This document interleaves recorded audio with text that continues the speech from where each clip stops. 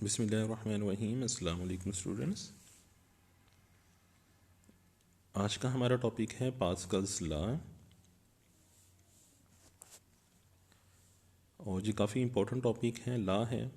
तो लॉ कोई भी हो, कंसेप्ट्स के लिहाज से, समझने के लिहाज से, इंफॉर्मेशन के लिए भी बहुत इम्पोर्टेंट होता है और पेपर में भी उसकी इम्पोर्टेंस होती है। पास्कल्स लॉ क्या है? पास्कल, जैसे हम लास्ट टाइम प्रेशर को पढ़े थे और आपको याद होगा प्रेशर का यूनिट बना था न्यूटन पर स्क्वायर मीटर और उसको नाम हमने क्या दिया था? पास्कल।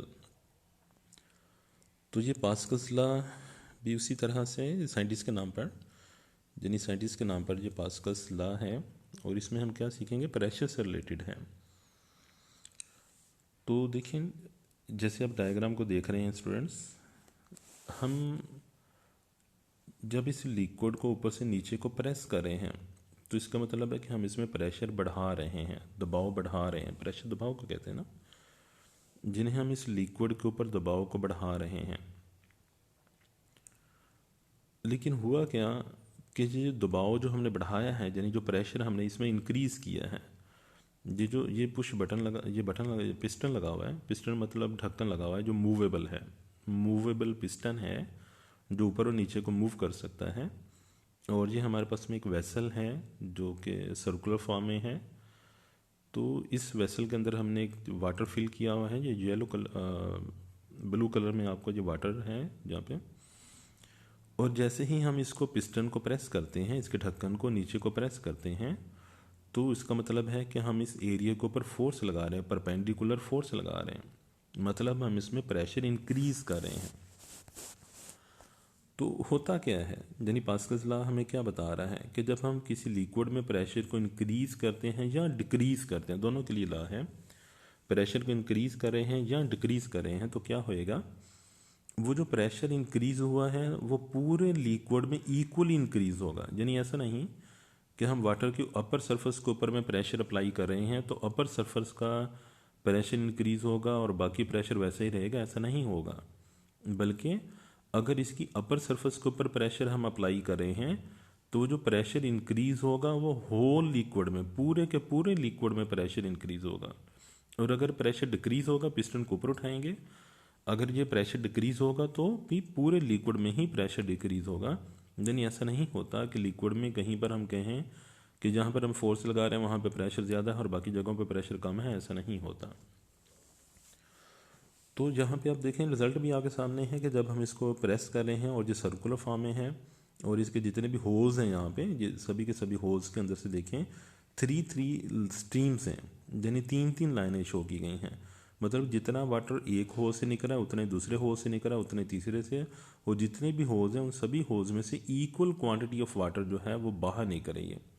तो जब इक्वल यानी एक जैसा पानी इसमें से बाहर निकला तो उसका मतलब है कि हर होल के ऊपर जो प्रेशर है वो भी एक जैसा है। तो यही पास्कल्स लॉ है जिसको हम यहाँ पे एक्सप्लेन करते हैं, डेफिनेशन के हाथ से बात करते हैं। Pressure applied at any point of a liquid, कि जब हम किसी लिक्विड के अंदर में प्रेशर अप्लाई करते हैं जिसको हमने किसी बर्तन में रखा होता है, यानी ओपन की बात नहीं कर रहे हैं, जिसको हमने किसी भी कंटेनर के अंदर में रखा होता है, किसी बर्तन में रखा, जैसे डायग्राम में देख रहे हैं। Pressure applied at any point of a liquid and close in a container, कि वो लिक्विड जिसको हमने किसी कंटेनर में, किसी सिलेंडर में, किसी वेसल वगैरह के अंदर बंद किया होता है, जब हम उसके ऊपर प्रेशर बढ़ाते हैं किसी भी जगह पर, इट ट्रांसमिटेड, यानी वो प्रेशर जो होता है वो मुंतकिल हो जाता है, ट्रांसमिट हो जाता है। कैसे ट्रांसमिट होता है? Without loss to all other parts of the liquid.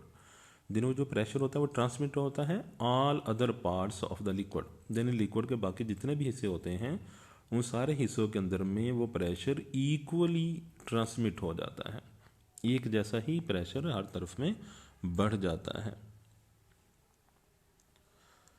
तो इसकी एप्लीकेशन है स्टूडेंट्स हमारे पास में, तो इसकी एप्लीकेशन में हमारे सिलेबस में सिर्फ हाइड्रोलिक प्रेस है। और हाइड्रोलिक प्रेस की डायग्राम यहाँ पर आप स्टूडेंट्स देख सकते हैं। ये हाइड्रोलिक प्रेस स्टूडेंट्स आपने देखा होगा, जहाँ पर कार्स वॉश की जाती हैं, मोटरसाइकिल वगैरह को वॉश किया जाता है, साइकिल, मोटरसाइकिल की, कार्स वगैरह की और ट्यूनिंग की जाती हैं। तो देन आपने देखा होगा उनको ऊपर उठाया जाता है, कार्स को ऊपर उठाया जाता है और उनको ट्यूनिंग की जाती है। उनको वॉश करने के लिए भी ऊपर उठाया जाता है। यानी कि ये हमारे पास में जो हाइड्रोलिक प्रेस है, हाइड्रोलिक इसलिए कह रहे हैं कि इसमें लिक्विड इस्तेमाल हो रहा है, और इसकी मदद से आप क्या कर सकते हैं, देखिए ये बड़ा वाला पिस्टन है, इसके ऊपर हम जो कोई लिक्विड बोझ रख देते हैं, जैसे कार यहाँ पे हमने खड़ी कर दी इस पिस्टन के ऊपर में, जब हम इस छोटे पिस्टन को नीचे को प्रेस करते हैं तो जो बड़ा पिस्टन ऊपर को उठता है, तो ये कार ऊपर उठ जाती है, और इस तरह से उसको जो भी उसमें चेंजेस करना है, जो उसको ठीक करना है, उसको कर लिया जाता है। दूसरा पर्पज़ इसका ये है कि हम किसी चीज़ को प्रेस करना चाहते हैं, जैसे कि आप डायग्राम देख रहे हैं, यानी ये जो बड़ा पिस्टन है हमारा, इस बड़े पिस्टन के ऊपर हमने यहाँ पर ये कुछ मटेरियल रख दिया जिसको हम प्रेस करना चाह रहे हैं, जैसे कोई पेपर्स हो सकते हैं, कोई क्लॉथ हो सकता है, वूल बेस्ट समझने में रहेगा, जैसे ऊन है, वूल है, उस काटन है, उस काटन को यानी कि वूल है हमारे पास में, उसको यहाँ पर हमने रख दिया। अब हमने देखा है कि जो रुई है, जो वो काटन जो है वो बहुत ज़्यादा लाइट होती है, यानी फैली ज़्यादा होती है, हल्की सी होती है, उसको प्रेस करें तो काफ़ी ज़्यादा प्रेस हो जाती है। तो इसी तरह से हमने बहुत सारा जो काटन है, ये पिस्टन काफ़ी बड़े साइज़ का होता है, यहाँ पे तो डायग्राम में छोटा सा लग रहा है ना, ये वाला पिस्टन काफ़ी बड़े साइज़ का होता है। तो इसके ऊपर हमने वो काटन को रख दिया, और यहाँ पे छोटे पिस्टन को जब प्रेस करेंगे तो बड़ा पिस्टन देखें ऐसे ऊपर को उठेगा। तो ये दो सर्फेसिस हैं, यहाँ पर भी एक सर्फेस है जो कि हार्ड है, तो इन दोनों सर्फेसिस के दरमियान में ये जो मटेरियल हमने रखा है ये प्रेस हो जाएगा, तो इस तरह से कंप्रेस करने के लिए इस्तेमाल किया जाता है।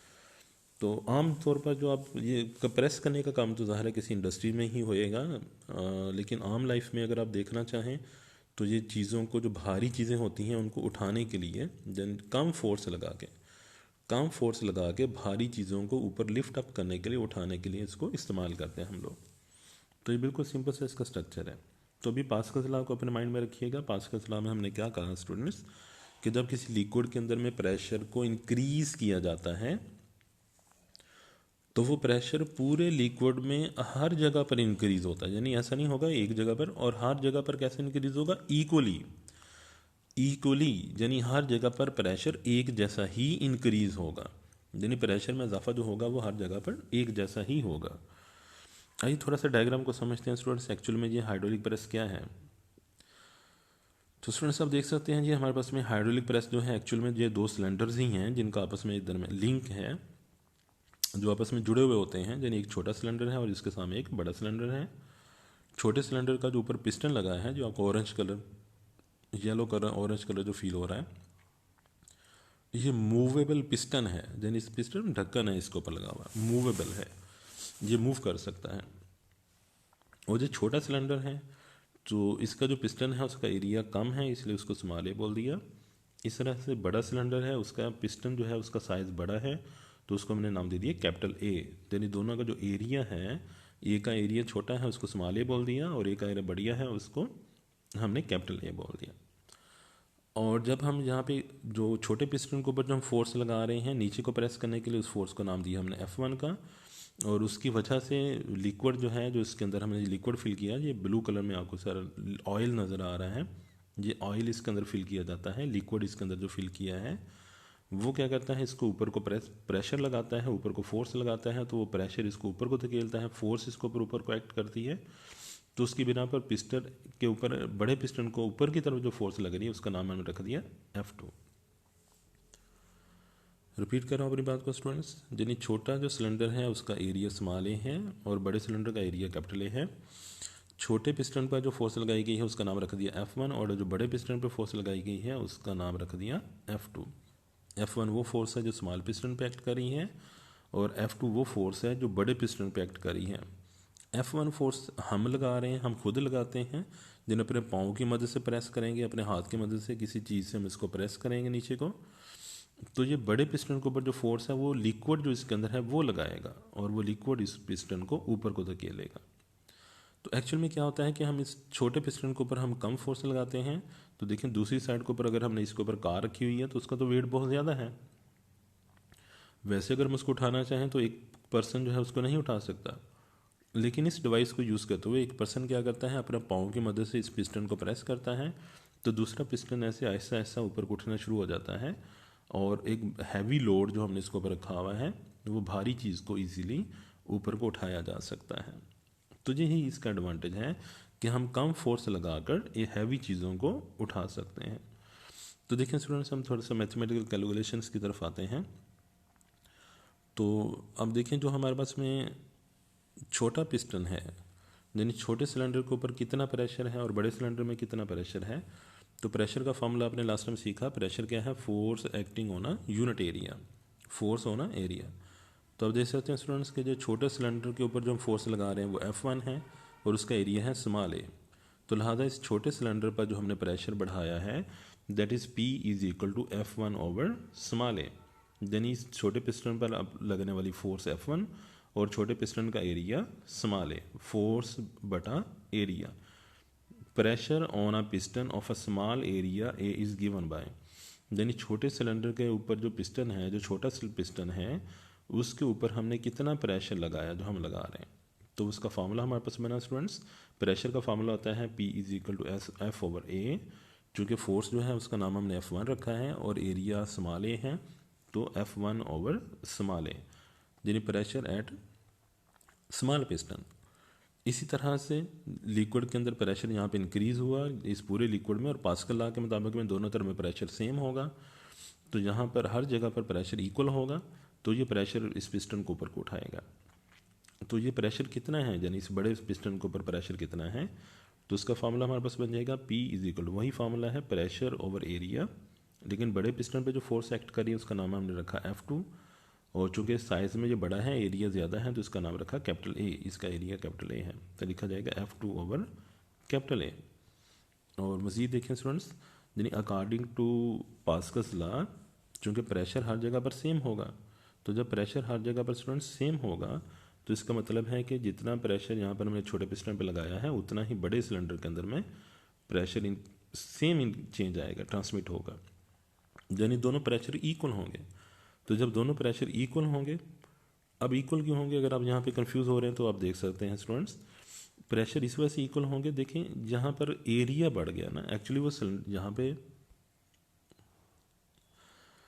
यहाँ पे लिक्विड ज़्यादा है और ज़ाहिर है जहाँ पे फोर्स भी ज़्यादा होगी, इस लिक्विड की फोर्स ज़्यादा होगी क्योंकि लिक्विड ज़्यादा इसके ऊपर को फोर्स लगाएगा। लेकिन चूँकि एरिया बड़ा हो गया ना, अगर आपको याद हो प्रेशर के टॉपिक में मैंने कहा था एरिया के साथ इन्वर्स का रिलेशन होता है, तो एरिया बड़ा होने की बिना पर वो फोर्स तो बढ़ गई लेकिन एरिया भी तो बढ़ गया ना, इस वजह से प्रेशर उतना ही होगा जितना कि छोटे पिस्टन में है, उतना ही प्रेशर बड़े पिस्टन पर होगा। लिहाजा दोनों प्रेशर्स इक्वल होंगे, तो दोनों की जो वैल्यूज़ हैं उन दोनों को हम एक दूसरे के इक्वल रखेंगे। तो स्मॉल पिस्टन पे जो प्रेशर है वो F1 ओवर स्मॉल ए है, बड़े पिस्टन पे जो प्रेशर है वो F2 ओवर कैपिटल ए है, दोनों आपस में इक्वल होंगे अकॉर्डिंग टू पास्कल्स लॉ। तो हमने F2 ओवर कैपिटल ए को F1 ओवर कैपिटल ए के बराबर कर दिया, यानी दोनों को इक्वल लिख दिया। हम फाइंड क्या करना चाहते हैं, हम देखना चाहते हैं कि बड़े पिस्टन के ऊपर कितना प्रेशर फोर्स है, यानी बड़े पिस्टन के ऊपर कितनी फोर्स है। उसके लिए हम क्या करेंगे, इस कैपिटल ए को राइट साइड पे लेके जाएंगे, तो ये बटे में है, राइट साइड पे लेके जाएंगे, बटे के ऊपर चला जाएगा, तो हमारे पास फार्मूला बन गया स्टूडेंट्स, F2 इज इक्वल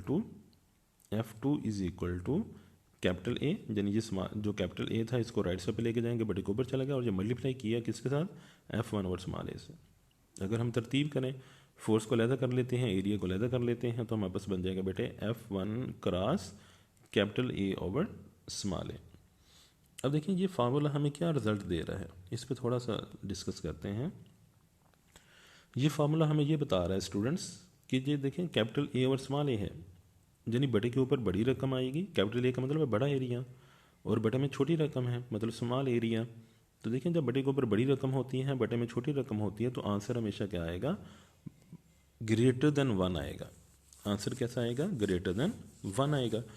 अब जो ग्रेटर देन 1 का मतलब क्या है, मिसाल के तौर पे लेट्स सपोज कि जो एरिया है वो 10 है कैपिटल ए, और जो स्मॉल ए है वो 2 है। कैपिटल ए 10 है और स्मॉल ए 2 है, तो जब 10 को 2 पर डिवाइड करेंगे आंसर आएगा 5। तो 5 को जो भी F1 की वैल्यू है उससे मल्टीप्लाई करेंगे, तो देखें फिर हमारा F2 का आंसर आएगा, यानी F2 जो है यानी आंसर मेरे पास बन जाएगा। रिपीट कर रहा हूँ अपनी बात को स्टूडेंट्स, देखिए मैं सपोज कर लेता हूँ कि जो कैपिटल ए है वो 10 है और जो स्मॉल ए है वो 2 है, 10 को 2 पे डिवाइड करेंगे आंसर आ गया 5। अब जब 5 को यानी राइट साइड पे आ गया 5 और मल्टीप्लाई किससे हो रहा है, F1 से, यानी छोटे पिस्टन पे जो फोर्स लगा रहे हैं। अब देखिए हमें आंसर किसका मिला है, F2 का, और F2 क्या है, बड़े पिस्टन पे फोर्स, यानी बड़े पिस्टन पे जो फोर्स है that is equal to 5 multiply by F1।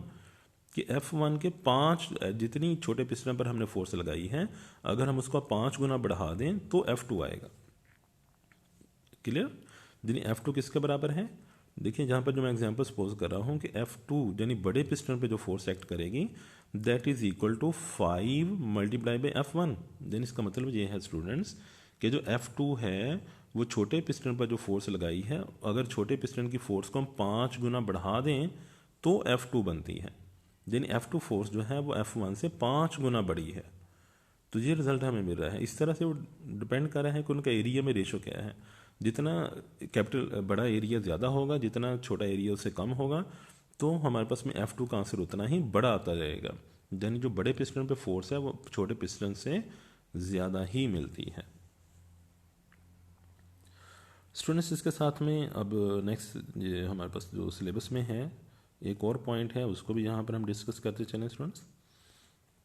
Elasticity का एक छोटा सा एक पॉइंट है हमारा, तो उसको भी आज ही इसी के साथ ही हम डिस्कस करते हैं। आर्किमिडीज प्रिंसिपल एक और आ रहा है लेकिन वो हमारे सिलेबस में नहीं है। काफ़ी इंटरेस्टिंग पॉइंट था नॉलेज के लिए भी, और वैसे भी काफ़ी ज़्यादा उसमें इंफॉर्मेशन है और पॉइंट बहुत इंटरेस्टिंग एग्जांपल्स थी, लेकिन वो हमारे सिलेबस से निकल गया। तो अभी हम डिस्कस करें इसके साथ में इलास्टिसिटी की बात करेंगे कि इलास्टिसिटी क्या है, लचक।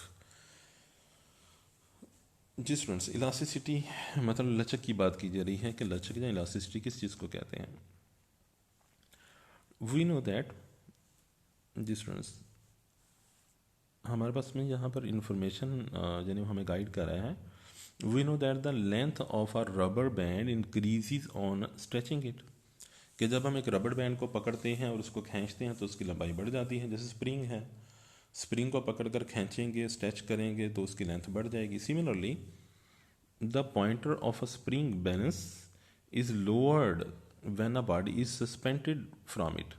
यानी हमारे पास में एक स्प्रिंग को हमने लटका रखा है, जैसे देखिए यहाँ पर ये लटकाया तो नहीं है, ऐसे अटैच किया हुआ है। अगर मैं यहाँ पे वेट लगा दूंगा तो ऐसे ये नीचे को झुक जाएगा, यानी इसकी लेंथ में इजाफा हो जाएगा।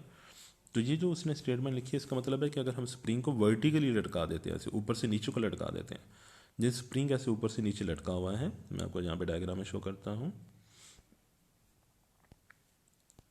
जी स्टूडेंट्स ये देखें, ये स्प्रिंग यहाँ पे लटका हुआ है, तो अगर हम इसके नीचे ऐसे बोझ लगाएंगे तो क्या होगा, इसकी लेंथ में इजाफा हो जाएगा। यानी हमारे फोर्स लगाने से, इसके ऊपर वेट लगाने से स्प्रिंग की लेंथ में इजाफा हो गया। यानी हमारे पास में कुछ इस तरह के मटेरियल्स होते हैं जो हम लाइफ में यूज़ करते हैं कि जिनके ऊपर हम फोर्स लगाते हैं तो जहाँ तो उनकी शेप, उसकी शेप में चेंज आता है, मतलब उनके साइज़ में चेंज आता है, उनकी लेंथ बढ़ जाती है या कम हो जाती है।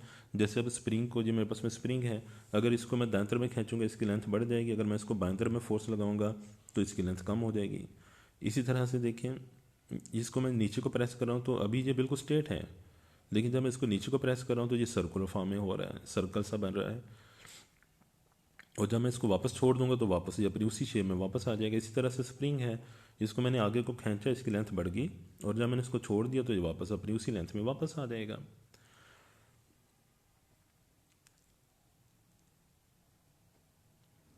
जी, similarly the pointer of a spring balance is lowered when a body is suspended from it. यानी अभी जो मैंने आपको स्प्रिंग की डायग्राम दिखाई थी, जिसके ऊपर हम वजन लटकाते हैं तो उसकी लेंथ बढ़ जाती है। It is because the length of the spring inside the balance increases depends upon the weight of the suspended body. यानी वो जो स्प्रिंग की लेंथ में इजाफा होगा वो किस पे डिपेंड करता है, वेट पे। जिस अगर हम उसके साथ छोटा वेट लगाएंगे तो उसकी लेंथ थोड़ी सी बढ़ेगी, अगर ज़्यादा वेट लगाएंगे तो उसकी लेंथ में इजाफा भी ज़्यादा होगा। जी हमसे कहा जा रहा है जी look at the pictures in a figure 7.22। ये हमारे पास में पिक्चर्स हैं, आइए इस पर थोड़ी सी नज़र डालते हैं जो भी हमने बात की थी। What happens to the object due to the force acting on them. यानी अगर हम इनके ऊपर फोर्सेज लगाते हैं तो क्या चेंज आएगा। The applied force that change shape, length और volume of the substance is called deforming force. दिन देखे ना, हमने इसके ऊपर फोर्स लगाया, इसने इसकी लेंथ बढ़ा दी, हमने इसको फोर्स लगाया, उसने इसकी शेप को चेंज कर दिया, कर्व सर्कुलर फॉर्म में लेकर आया, लेकिन जब छोड़ देते हैं तो अपने पहले वाली शेप में वापस आ जाते हैं। लेकिन हमने जो फोर्स लगाई है जिसकी बिना पर इनकी साइज़ चेंज हुआ, इनकी शेप में चेंज आया, इनकी लेंथ में, वॉल्यूम में चेंज आया, उस फोर्स का नाम हम क्या दे रहे हैं, डिफॉर्मिंग फोर्स। डिफॉर्म का मतलब ही होता है ना, बगाड़ पैदा करना, तब्दीली पैदा करना, चेंज लेके आना। तो ये वो फोर्स है जो डिफॉर्म कर देती है, शक्ल में तब्दीली ला देती है, लेंथ में, वॉल्यूम में चेंज कर देता है।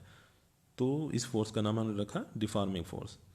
इन most of the cases the body returns to its original size and shape as soon as deforming force is removed. यानी जैसे ना, जैसे स्प्रिंग को मैंने थोड़ा सा फोर्स लगा के आगे को खींचा, तो वो फोर्स जो मैंने लगाई है वो कौन सी होगी? डिफॉर्मिंग फोर्स, जो उसने इसकी शेप को चेंज कर दिया। अब जब मैं डिफॉर्मिंग फोर्स ख़त्म कर दूंगा, यानी जब मैं स्प्रिंग को छोड़ दूंगा, तो स्प्रिंग क्या होगा? अपनी शेप में वापस आ जाएगा। इसी तरह से हम इस बॉडी के ऊपर में फोर्स लगाया है और हमने इसको नीचे को प्रेस किया, तो ये डिफॉर्म हो गया, यानी इसकी शेप चेंज होगी। लेकिन जैसे हम इसको छोड़ देंगे, जो अपनी पहले वाली शेप में वापस आ जाएगा।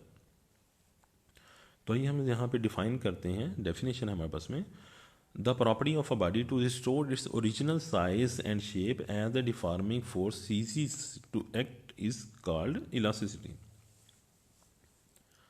जिन स्टूडेंट्स, हर बॉडी के अंदर ये प्रॉपर्टी होती है, खूबी होती है। और क्या खूबी होती है?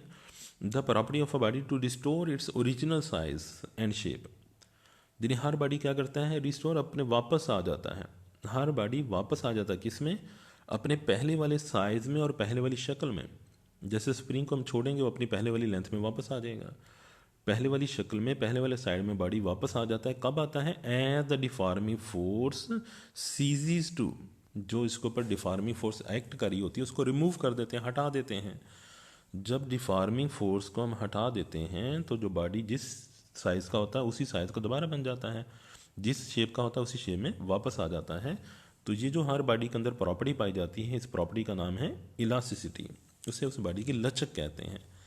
जिन्हें हमने क्या किया? बॉडी के ऊपर फोर्स लगाया तो उसकी शेप चेंज होगी, जब उसकी लेंथ चेंज होगी। और जब हम फोर्स को हटा देते हैं और वो अपनी पहले वाली शेप में, जब पहले वाली लेंथ में, अपने पहले वाले साइज़ में वापस आ जाता है। तो ये हर बॉडी के अंदर जो खूबी पाई जाती है कि वो अपनी पहले वाली शेप में, पहले वाले साइज़ में वापस आ जाता है, इसका नाम हम क्या दे रहे हैं? इलास्टिसिटी है। और इसके साथ में बात करेंगे स्ट्रेस।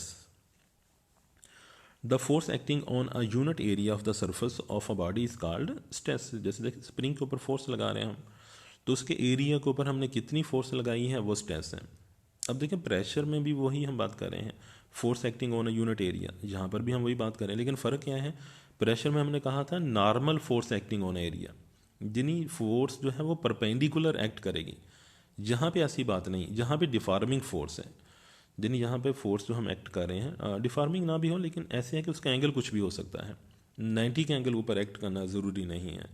अगर परपेंडिकुलर फोर्स एक्ट कर रही है तो वो प्रेशर है, लेकिन अगर सिंपल किसी भी एंगल के ऊपर फोर्स एक्ट कर रही है तो वो क्या है? स्ट्रेस है। The force acting on a unit area at the surface of a body is called stress. कि कोई भी सरफेस है, कोई भी एरिया है, उसके ऊपर जो हम फोर्स लगा रहे हैं वो क्या कहलाएगा? स्ट्रेस कहलाएगा। Stress is equal to force over area. तो इसका यूनिट स्टूडेंट्स हमें यहीं से मिल जाएगा, वही यूनिट मिलेगा जो प्रेशर का है। फोर्स का यूनिट आ जाएगा न्यूटन, एरिया का आ जाएगा स्क्वायर मीटर, तो बन जाएगा न्यूटन पर स्क्वायर मीटर। तो जी इसका यूनिट हमारे पास लिखा गया है न्यूटन पर स्क्वायर मीटर। इस तरह से हम इसके साथ साथ बात करते चलें स्ट्रेन। जी स्टूडेंट्स, जो हम डिफॉर्मिंग फोर्स लगाते हैं उसकी वजह से जो चेंज आता है वो स्ट्रेस है। और सॉरी, जो हम डिफॉर्मिंग फोर्स लगा रहे हैं एरिया के ऊपर में वो स्ट्रेस है। जो हम फोर्स लगा रहे हैं एरिया के ऊपर में वो हमारा फोर्स लगाना क्या है? स्ट्रेस। और हमारे फोर्स लगाने से उस बॉडी में जो चेंज आता है, उसकी लेंथ बढ़ जाती है, उसका वॉल्यूम बढ़ जाता है, उसकी शेप चेंज हो जाती है। जो उसमें चेंज आता है दैट इज़ कॉल्ड स्ट्रेन। उसको हम क्या नाम देते हैं? Strain. When stress acts on a body it may change its length, volume और शेप। कि जो हम उसके ऊपर स्ट्रेस अप्लाई करते हैं, फोर्स लगाते हैं किसी बॉडी के ऊपर में, तो उसकी लेंथ, वॉल्यूम, शेप में चेंज आ सकता है। A ratio of a such a change caused by the stress with the original length, volume और a shape is called strain. कि हमने कितनी फोर्स लगाई हमारे स्ट्रेस की वजह से, पहले उसकी लेंथ क्या थी, फिर उसकी लेंथ में चेंज क्या आया, तो ये जो रेशो है उसको स्ट्रेन कहा जा रहा है। फिर से बात को समझें। यानी जहाँ पर देखिए हम बात करें हैं टेंसाइल स्ट्रेन। स्ट्रेन दो तरह का टेंसाइल है, वॉल्यूमेटिक है, लेकिन हम अपने सिलेबस के लिहाज से बात करेंगे तो हम सिर्फ टेंसाइल स्ट्रेन की ही बात करेंगे। टेंसाइल का मतलब होता है लेंथ, स्ट्रेन चेंज, जो लेंथ में चेंज आता है। जैसे कि आप स्प्रिंग में देख सकते हैं, यहाँ पर ये डायग्राम में देख सकते हैं स्टूडेंट साहब। यानी इस डायग्राम के अंदर में आप देख सकते हैं कि इस स्प्रिंग के ऊपर हम जब फोर्स लगाएंगे तो उसकी लेंथ बढ़ेगी, उसका वॉल्यूम तो नहीं बढ़ेगा।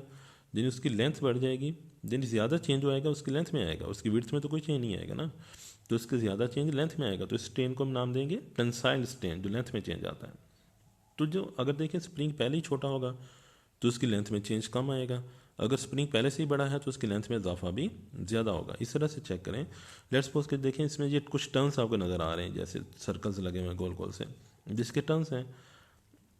तो मेरे फोर्स लगाने से लेट्स सपोज कि हर टर्न का 1 सेंटीमीटर फासला बढ़ जाता है। तो मैंने सपोज किया कि इसके अंदर 20 टर्न्स हैं, तो फासला कितना बढ़ गया 20 सेंटीमीटर। अगर ये टर्न्स ही इसमें 5 होंगे तो फासला कितना बढ़ेगा 5 सेंटीमीटर का। जिन्हें अगर स्प्रिंग छोटा होगा तो उसकी लेंथ में चेंज भी कम आएगा, अगर स्प्रिंग बड़ा होगा तो उसकी लेंथ में चेंज भी ज़्यादा आएगा। इस वजह से अगर हमने स्ट्रेन को चेक करना है तो हमें रेशो लेना पड़ेगा। किसके दरम्यान में रेशो है? चेंज इन लेंथ, और उसका रेशो किसके साथ? ओरिजिनल लेंथ कि असल लंबाई क्या थी और उसकी लेंथ में चेंज कितना आया। उस रेशो को क्या नाम दिया जा रहा है? Tensile strain. Clear points students? I hope आप इस बात को समझ पा रहे हैं जो मैं आपसे डिस्कस कर रहा हूँ कि जो स्ट्रेन है वो किस पे डिपेंड कर रहा है? Tensile strain. देखा जाएगा कि उसकी ओरिजिनल लेंथ क्या थी और फिर उसमें चेंज कितना आया लेंथ में हमारे फोर्स लगाने से, स्ट्रेस लगाने से। तो वही बात आपको बताई कि अगर ओरिजिनल लेंथ कम होगी तो उसकी चेंज लेंथ में कम आएगा, अगर ज़्यादा होगी ओरिजिनल लेंथ तो उसकी लेंथ में चेंज भी ज़्यादा आएगा। तो चेंज इन लेंथ को हम डिवाइड किस पे करेंगे? ओरिजिनल लेंथ पे, यानी रेशो किसके दरम्यान में है? लेंथ में जो इजाफा हुआ और उसकी ओरिजिनल लेंथ क्या थी, इनके दरम्यान जो रेशो है वो क्या कहलाता है? Tensile strain. यानी tensile strain is a ratio between change in length and original length of the body. और इसका यूनिट नहीं होगा। ये एमसीक्यू का बहुत ही इंपॉर्टेंट पॉइंट है। Strain has no unit as it simply a ratio between two similar quantities. Ratio unit क्यों नहीं है? क्योंकि जो ऊपर देखें बटे के ऊपर लेंथ है, बटे में भी लेंथ है, उसका यूनिट भी आ जाएगा मीटर, नीचे भी आ जाएगा मीटर, मीटर मीटर से कैंसिल हो जाएगा। तो यूनिट एक दूसरे के सामने कैंसिल हो जाएंगे तो हमें स्ट्रेन का कोई यूनिट नहीं मिलेगा। आई होप स्टूडेंट्स आप आज के लेक्चर को अंडरस्टैंड कर पाए होंगे, और इससे रिलेटेड जो भी आपके क्वेश्चंस हों कमेंट बॉक्स में लिखिएगा, मैं आपको उसका आंसर कर दूंगा।